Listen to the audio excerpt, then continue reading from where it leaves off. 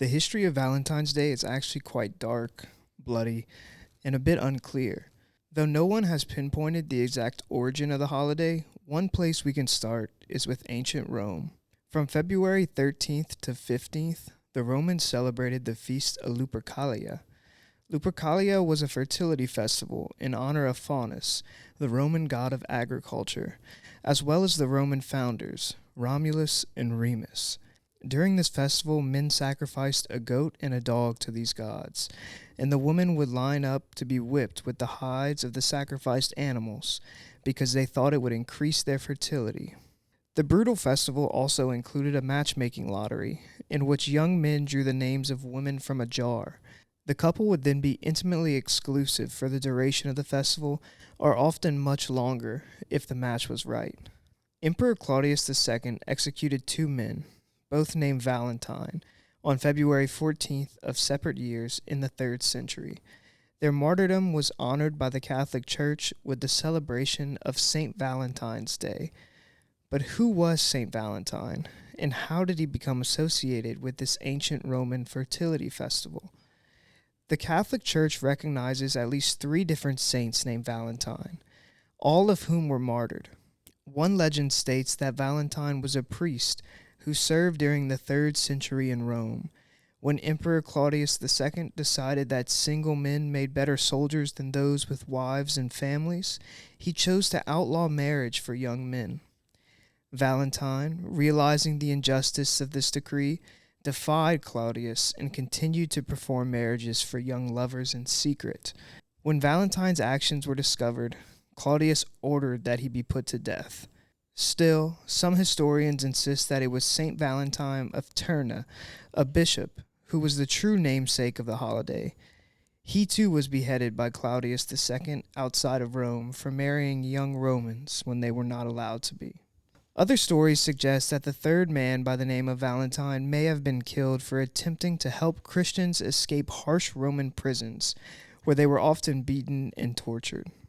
According to one legend, an imprisoned man by the name of Valentine actually sent the first Valentine greeting himself after he fell in love with a young girl. Legend says this young girl was actually his jailer's daughter. She would visit him during his confinement, and they quickly fell in love. Before his death, it is alleged that he wrote her a letter signed, "From your Valentine," an expression that is obviously still very popular to this day.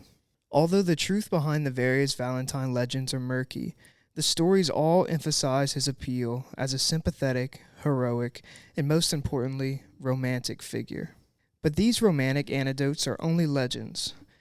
So little historical information is known about the martyrs named Saint Valentine that in 1969 the Roman Catholic Church removed the feast day from its calendar, though Saint Valentine is still recognized as a saint by the Church.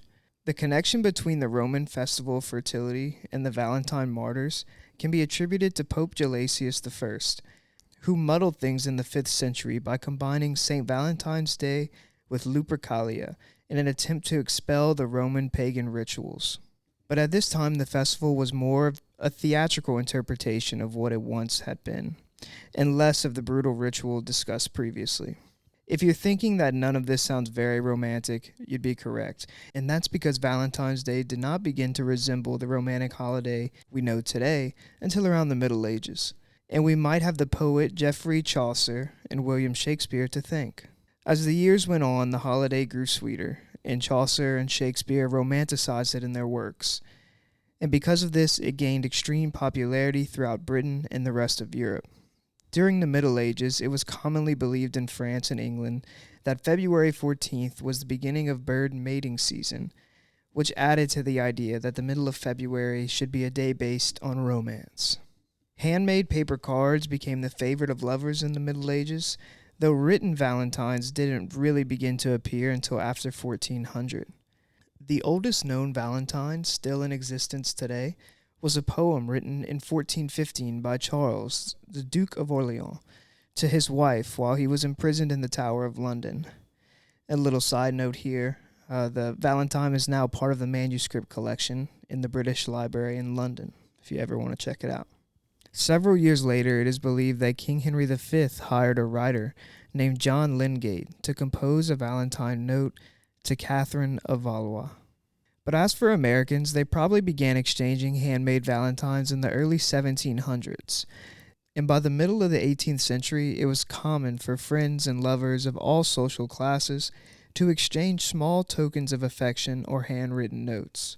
Also around this time, the mother of the American Valentine, Esther Howland, began selling the first mass-produced valentines in America in around 1840. Howland made elaborate creations with real lace, ribbons, and colorful pictures, known as scrap. By the 1900s, printed cards began to replace written letters due to improvements in printing technology and cheaper postal rates. Victorian men wooed women with flowers. Richard Cadbury created the first heart-shaped box of chocolates, and the New England Confectionery Company, or NECO, began stamping out an early version of conversation hearts. By the early 1910s, an American company that would one day become the Hallmark Company began distributing its more official Valentine's Day cards. Today, according to the Greeting Card Association, an estimated 145 million Valentine's Day cards are sent each year, making Valentine's Day the second largest card-sending holiday of the year, right behind Christmas. So there you have it, the brief history of Valentine's Day, but I hope you enjoyed this look into the romantic mid-February day. Check out this video right here for another great history story, and I'll catch you guys in the next one. Cheers.